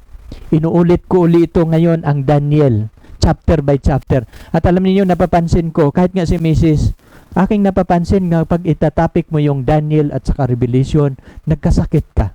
At alam niyo, isa sa dahilan kung bakit natitigil, ako'y nagkasakit din. No? At alam niyo, nakikita ko dito ang controversy. Hinahadlangan ng kaaway na maunawaan ninyo ang pangitain. Bakit? Alam ni Satanas na kapag maintindihan niyo ang aklat ng Daniel, maintindihan din ninyo ang aklat ng Apokalipsis. Hinahadlangan niya ang gawain. At nakikita ko din sa chapter 10 ng Daniel, hinahadlangan niya ang prophecy sa Mari at sa Kadson. Kasi kapag hindi pumapalpak ang timeline ng prophecy, kapag pumapalpak ang hula, ang Biblia, hindi ito credible prophecy. Kaya nga si Satanas at ang kanyang mga anghel gumagalaw sa hari ng Persia na hindi sila mag-decree na ipapagawa ang templo. Kaya nga mayroong 3 decree bago na itayo nila, no, na silang lahat ng mga Israelita ay sama-sama na sa pagtayo. 3 decree. Decree ni Cero, decree ni Dario, at decree ni Artajerjes. Kasi hinahadlangan po ito ng kaaway. Ngayon dito tayo kaya nga ang vision po dito, ang vision patungkol sa Mara. Ang chapter 10 to 12, Mara po ito ang vision na binabanggit. Saan natin mababasa? Sa verse 15, no? Sabi niya dito, and when he had spoken to me according to this word, I turned my face toward the ground and became speechless. No? And behold, one who resembled human being was touching my lips. And I opened my mouth and spoke and said to him who was standing before me, my Lord, as a result of the vision, inges had come upon me, and I have retained no strength. Dahil sa pangitain, nawala ako ng lakas. No? As the result of the vision, at ang vision po dito, Mara, not Mary. Sabi niya dito, for how can such servant of my Lord talk with such as my Lord? As for me, there remain just now no strength in me, nor has any breath left in me. Nga, anong ibig sabihin nung nakita ni Daniel ang pangitain na sa Mara, bumagsak din siya na parang patay, no? Nga na natira sa kanya. Ang ibig sabihin, katulad ni Juan, ay bumagsak din sila na parang patay, no? Bakit magkatulad ang pangitain ni Daniel at ni Juan? Kasi ang pangitain ni Daniel sa chapter 10 ay ang pangitain po yun patungkol sa kanyang iglesia sa New Testament. Ang pangitain ni Juan na siya ay naglalakad sa 7 kandilero, kasaysayan po yun sa iglesia sa New Testament. Kaya nga, ang iglesia sa Israel, chapter 8, ang iglesia sa chapter 10, iglesia sa New Testament. Kaya 2 river po yun, Ulai, Israel, literal Israel, at ang Hiddekel River, spiritual Israel. No? Kaya nga sana ating naintindihan. Then this is one of human afference sa 18 to 21. Ito si Gabriel o si Jesus. Then this one with human afference touched me again and strengthened me. Ito po si Gabriel sa verse 18. Itong with human appearance, hinipo niya si Daniel kasi bumagsak siya na katulad ng patay. Si Gabriel po ito. At hindi lang isang bisis si Daniel hinipo ni Gabriel. He said to me, O man of high esteem, no? Sabi niya dito, do not be afraid. Peace be with you. Take courage and be courageous. Now as soon as he spoke to me, I received strength and said, Me, my Lord, speak, for you have strengthened me. Sabi niya, magsasalita ka dahil pinalakas mo ako. Then he said, si Gabriel nagsasalita sa kanya, Do you understand why I came to you? Naunawa mo ba kung bakit ako naririto sa iyong harapan? But I shall now return to fight against the prince of Persia. Sabi niya dito, bumalik ako dahil ako'y makipaglaban uli sa hari ng Persia. So, I am going forth and behold, the Prince of Grace is about to come. Sabi niya dito, ako'y makipaglaban at titingnan mo, ang hari ng Gresya ay pararating na, no? Para lulusobin ang Persia, no? Makipaglaban sa Persia. However, I will tell you what is inscribed in the writing of truth. Pero ganun pa man, sasabihan kita kung ano ang nakasulat, no? Sa mga katotohanan. Yet there is one who stand firmly with me against these forces except Michael your prince. Pero mayroon akong kasama, no? Yet there is one who stand firmly with me. Mayroon akong kasama na tatayo na kasama ko, no? At kapag tatayo siyang kasama ko, no? Against these forces except Michael your friends. At kapag tatayo si Miguel para makipaglaban, walang makakatayo sa kanyang kapangyarihan, no? Ano man ang kapangyarihan ni Satanas na hadlangan ang gawain ng Panginoon sa panahon ni Daniel, no? Pipigilan ang pag-decree ng hari sa Persia kapag dumating kaya nga nang dumating si Gabriel, siya ang nangungusap na i-deklara ang decree ay upang hadlangan ang prophecy nang hindi nakakayanan ni Gabriel, bumaba si Miguel. At ang unang pagbaba ni Miguel sa chapter 10, no, tatayo siya uli sa chapter 12. No, kaya nga mapapansin ninyo, dito tayo sa panghuli. Ito yung conclusion natin. Ating pag-aralan ngayong gabi ang conclusion sa buong chapter 10 ng Daniel. Sabi niya dito, notice how the theophany affected Daniel and John. Ating napapansin, ang pangitain, ang theophany ay vision concerning God, no? Nakikita nila ang pangitain na ang pangitain sa larawan, no? Nung nakikita nila ang pangitain sa Diyos. Kasi ang theophany, ang theo God, ang pani ay vision, no? Vision about God. Notice how the theophany affected Daniel and John.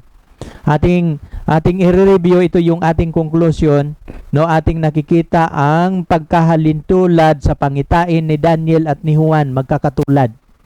Nung nakita nila ang larawan ni Jesus Christ, pareho, at ng pangyayari, pareho din.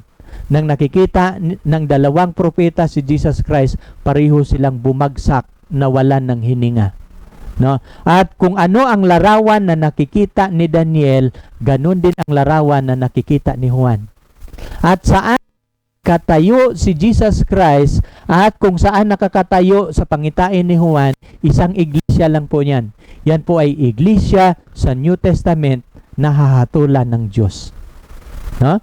Na mayroong mensahe ang Diyos sa kanyang iglesia. Sapagkat ito po yung tinatawag na mercy period to spiritual. Hahatulan niya ang kanyang iglesia mula 1844, no? At kailan yung matatapos ang kanyang kapag pag-aralan natin ang Mara, ang 1,335 days.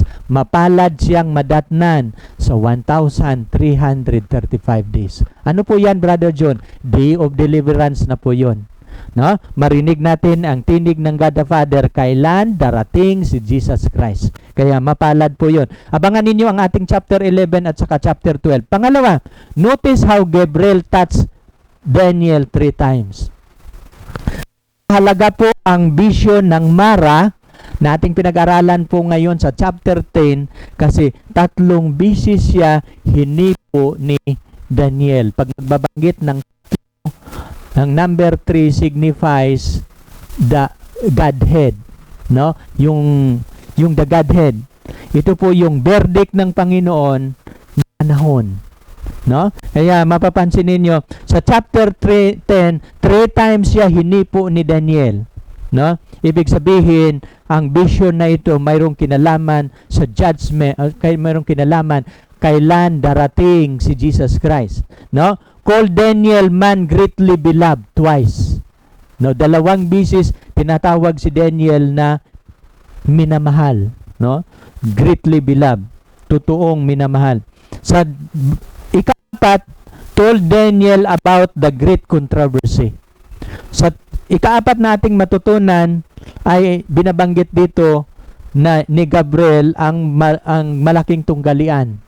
Tandaan ninyo, ang Biblia, naglalaman po ito ng malaking tunggalian na nagpasimula sa langit.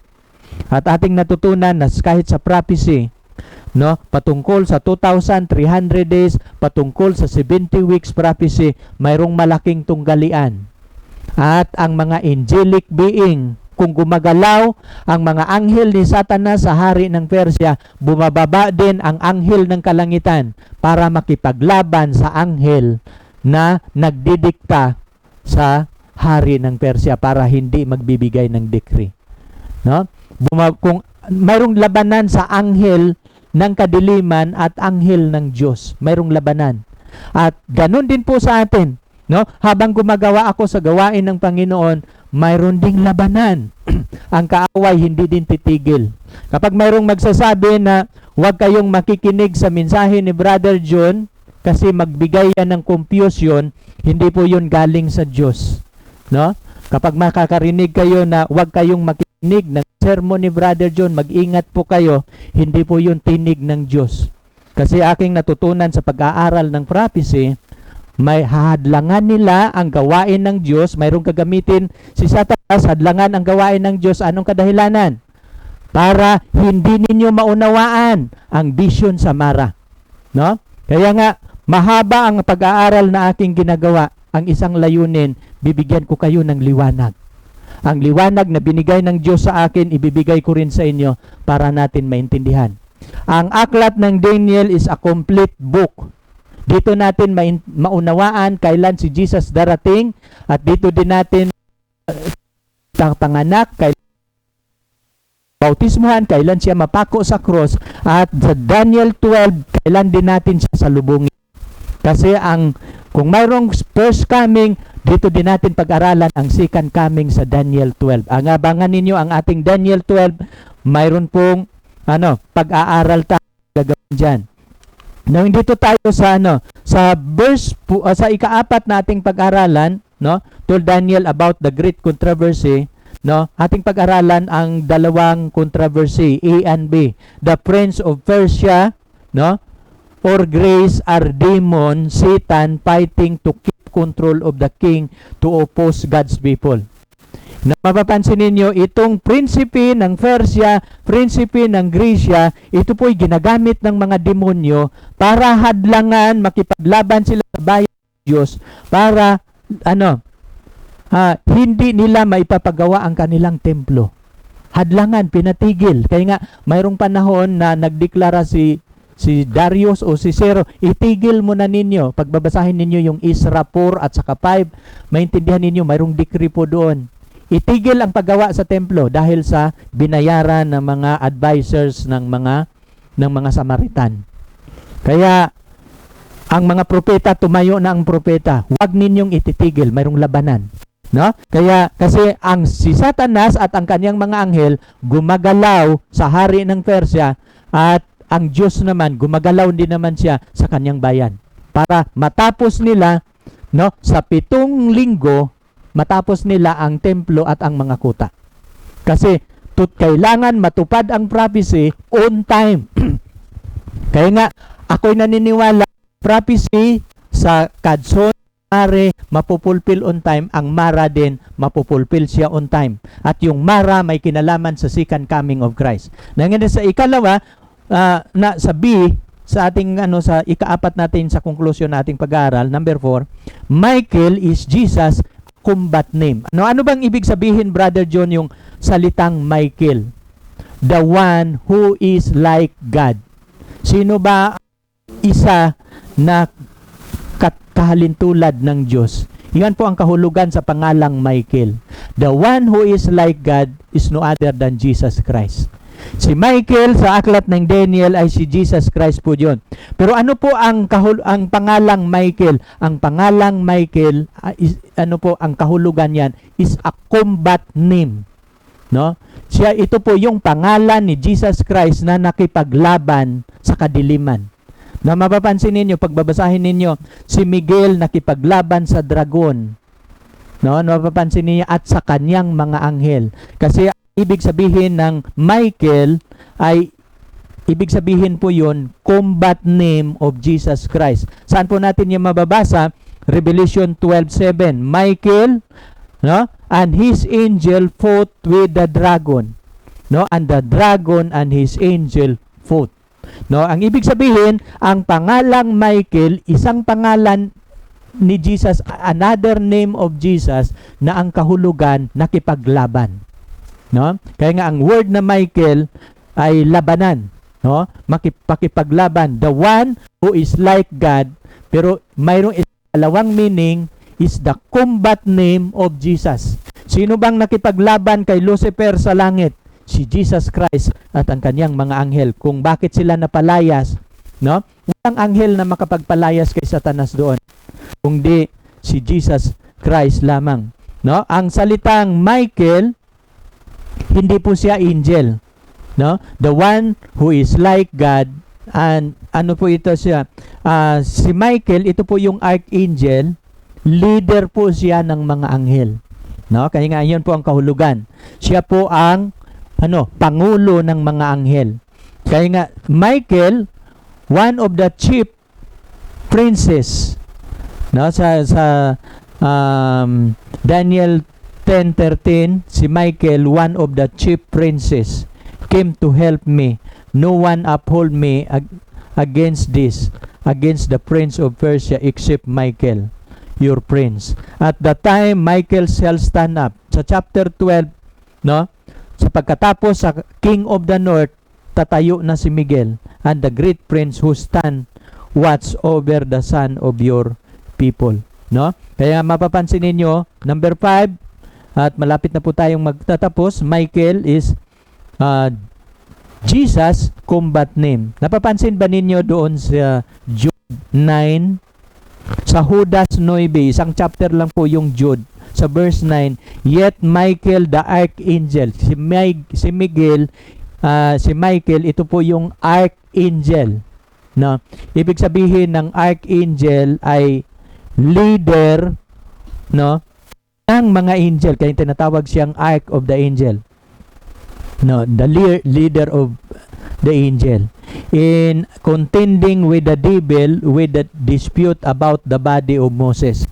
Nang si Moses ay namatay doon sa bundok ng Nebo, no, kung hindi ako nagkamali, ay nag-agawan ito si Satanas at si Miguel. Umaba si Miguel, kinuha niya ang bangkay ni Moses, kaya nga si Moses hindi siya nailibing.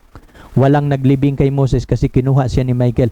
At yet Michael the archangel in contending with the devil when he dispute about the body of Moses, nag-aaway sila sa katawan ni Moses kasi kiniklaim din ni Satanas si Moses na hindi siya karapat-dapat sa buhay kasi pinalo niya ang bato 2 times.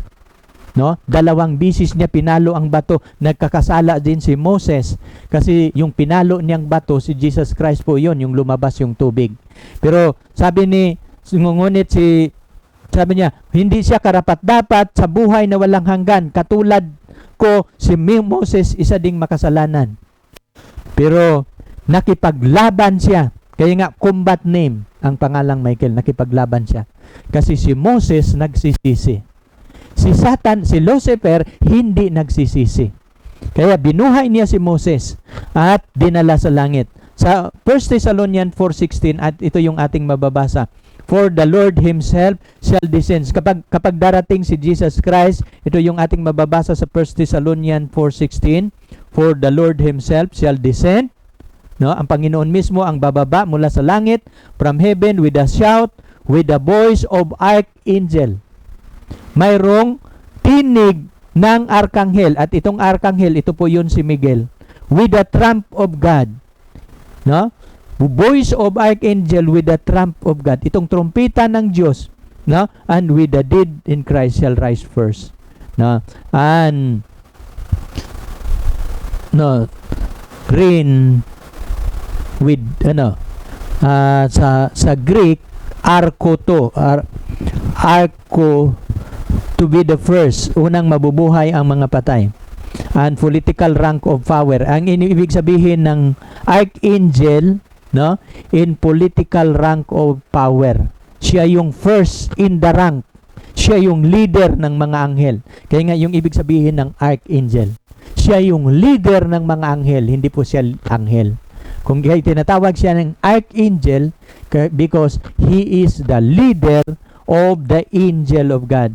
No, kaya nga pag sino yung leader ng siya po ang si Michael the Prince, siya po yung prinsipe ng Diyos, siya po yung anak ng Diyos. Sana ating naintindihan, no? At si Daniel, no, nagpa-fasting in 3 full weeks. In Hebreo, week of days, yung Sunday to Saturday, no? Yung 3 full weeks, yung isang linggo matatapos po yun sa Sabado. At alam ninyo, si Daniel, nang natatapos niya yung 3 linggo sa kanyang pagpapasting sa 3 full weeks, nakikita niya ang vision. Anong ibig kong sabihin? Both this last prophecy of Daniel 10 to 12, John prophecy of Revelation were given on the Sabbath. Parehong nakikita nila ang pangitain sa araw ng Sabat. Si Daniel, nang natapos niya yung 3 linggo na pagpapasting, natatapos po niya ang kanyang fasting sa araw ng Sabat. No? Si John, sabi niya, I was in the Spirit on the Lord's Day. Anong ibig sabihin? No? Ano ba yung Lord's Day na binabanggit? Hindi po yun Sunday. I was in the Spirit on the Lord's Day. Pagbabasahin ninyo yung Isaiah 58:13, yung Lord's Day po doon, 7th day of the week, Sabat po yun. Parihong nakikita ni Daniel at nakikita ni Juan ang pangitain sa Mara, no? At nakikita naman ni John sa Apokalipsis na si Jesus tumatayo sa 7 kandilero, pariho isang iglesia po doon ang tinutukoy na si Jesus nakatayo sa kalagitnaan. Ano po ang tinutukoy niyon? Ay ang iglesia sa New Testament. No? Ito po yung mercy period niya sa New Testament church. Both Daniel and John were elderly at time of their vision. No? Pariho silang edad. Ang edad ni Juan 90, ang edad din ni Daniel 90. Pero ginagamit pa sila ng Panginoon. No? Both were approximately the same age in their 90s. Number 4, both were in exile when they received their vision. Na-exile si Daniel sa Babylonia, nasa Persia na siya, hindi pa nakauwi sa Israel. Si John din, saan siya? Ini-exile din siya sa isla ng Patmos. Pariho silang nasa exile nung nakikita nila ang pangitain. No? Both of their vision were apocalyptic. Ang kanilang pangitain ni Daniel at ni Juan parihong apocalyptic. No? May kinalaman sa iglesia na babalikan ng Panginoon. No? Both experiences are theophany or vision of God. No? Ang pariho ang kanilang pangitain, nakikita nila ang Diyos na si Jesus Christ. No? Nakikita ni Daniel si Jesus Christ, saan yung kadyusan. Nakikita din ni Juan si Jesus Christ, no? Naglilingkod sa bilang pare, pero sa anyo niyang kadyusan. No? Kaya nga, mapapansin ninyo, at ating naunawaan ngayon ang vision sa Daniel 10, no? Nakikita natin si Gabriel, nakikita natin si Jesus Christ. At ang ating tema ngayon, ang ating tema, tandaan ninyo, Jesus Christ in the book of Daniel. Bawat chapter sa aklat ng Daniel, nandyan po si Jesus Christ. At alam niyo, natutunan ko sa aklat ng Daniel, kahit tayo maalipin sa ibang bansa, o maalipin tayo sa Babylonia, ito yung matitiyak natin. Pahintulutan man tayo na mabihag sa kamay ng kaaway, pero wag ninyong kalimutan, hindi kayo pababayaan ng Panginoon. Ano man ang pagsubok na ating maranasan, dapat ninyong matutunan sa ating pag-aaral. Hindi kayo nag-iisa, sapagkat sasamahan tayo ng ating Panginoon. Ang kailangan lang natin pagtitiwala, no? Unawa. Kailangan natin maintindihan natin ang Diyos na nagmamahal sa atin, na kailanman hindi niya tayo iiwanan. Ipanalangin ko kayo ngayong gabi, at sana sa ating pag-aaral ngayon, mayroon kayong matutunan. Ibinigay ko sa inyo ang 3 timeline. Ang timeline patungkol sa Mare, patungkol sa Kadson, patungkol sa Mara. Kasi kung hindi ko ito ibibigay sa inyo, hindi ninyo maintindihan ang chapter 11, ang chapter 12 ng Daniel. Kaya nga, abangan ninyo ang ating Daniel 11 kasi ipapaliwanag ko sa inyo at saan natin makikita ang Mari, saan natin makikita ang Kadson, saan natin makikita ang Mara. At pagkatapos nyon, kasi ang chapter 11 at chapter 12, hindi po yun magkahiwalay. Isang chapter lang po yan na tuloy-tuloy ang pangitain hanggang tayo si Jesus Christ. At kapag tatayo si Jesus Christ, magbibihis na po siya ng kasuotan at babalik siya sa ikalawang pagkakataon, no? At salubungin natin ang kanyang pagdating. Tayo po'y manalangin sa ating pagtatapos sa gabing ito. Dakila naming Diyos, marami pong salamat, Amang Banal. Ang chapter 10 ng Daniel, aming natutunan, aming napag-aralan, at kami natutuwa dahil binigay ninyo sa amin ang liwanag patungkol sa pangitain, patungkol sa Mara. At ang pangitain patungkol sa Mara, itong paghahatol na mag-umpisa sa 1844, matatapos po ito sa timeline sa Mara. At kapag pag-aralan namin ang chapter 12, maintindihan namin kailan darating ang aming Panginoon, kailan namin marinig ang busis ng God the Father, kailan darating si Jesus Christ. Amang Banal, maraming salamat na ang katotohanan ito pinagkatiwala ninyo ito sa inyong lingkod. At patuloy ninyo akong sasamahan sapagkat mayroon pa akong 2 chapter na aking ipapaliwanag sa aking mga viewers. Salamat sa inyong pagdinig sa aking dalangin, salamat sa inyong pangunguna, salamat sa banal na Espiritu na inyong ginagamit sa gawaing ito. At patuloy ninyo kaming gagamitin hanggang sasalubong kami sa ikalawa ninyong pagdating. Ito ang aming panalangin sa pangalan ng Panginoong Hesus. Amen.